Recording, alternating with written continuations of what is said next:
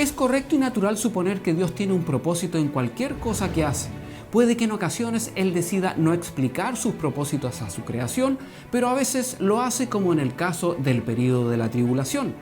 Analicemos lo que la Escritura nos declara y explica respecto de los propósitos de este período tan impactante que la humanidad ha de atravesar. No te alejes, ya comenzamos. El saber de letras.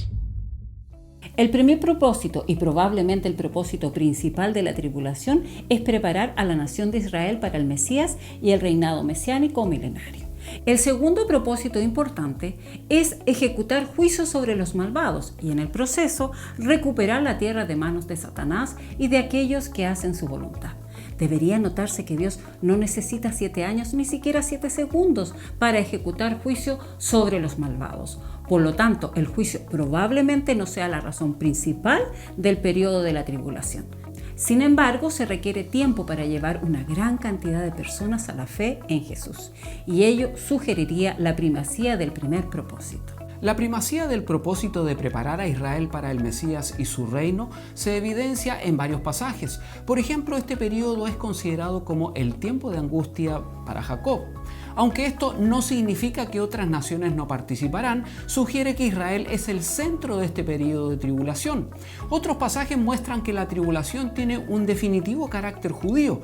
El enfoque importante de este periodo es la llegada de la salvación para Israel y consecuentemente para los gentiles también. Como nación, Israel nunca se ha colocado bajo el nuevo pacto de salvación. Es absolutamente esencial para Israel llegar a ser partícipes del nuevo pacto antes que pueda haber un cumplimiento final y completo de las promesas del pacto del Antiguo Testamento. Tal vez ningún pasaje explique este propósito principal de la tribulación de una manera tan detallada como el libro de Daniel capítulo 9 y que veremos detenidamente en otro programa.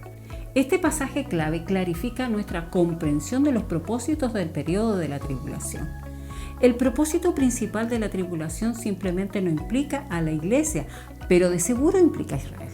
Esto también es válido para con el segundo propósito, dar lugar al juicio sobre las naciones y las personas malvadas por su incredulidad y pecado.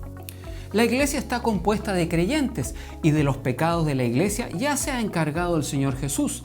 La iglesia no vendrá a condenación porque el Señor cargó nuestro juicio sobre sí mismo.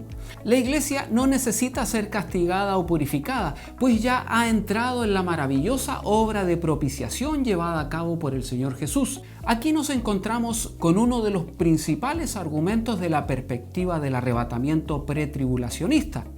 Esta perspectiva concluye que, dado que la iglesia no concuerda en los propósitos de la tribulación que Dios ha declarado, esta no sería parte de aquel periodo. Sencillamente no habría necesidad de que la iglesia esté presente durante el tiempo cuando Dios se centra completamente en la nación de Israel. El saber de letras. Gracias por acompañarnos una vez más. Los esperamos nuevamente la próxima semana con un nuevo programa. No dejes de suscribirte si aún no lo han hecho y les invitamos a compartir este espacio con vuestras amistades. Un abrazo, cuídense mucho y hasta la próxima. Adiós. Adiós.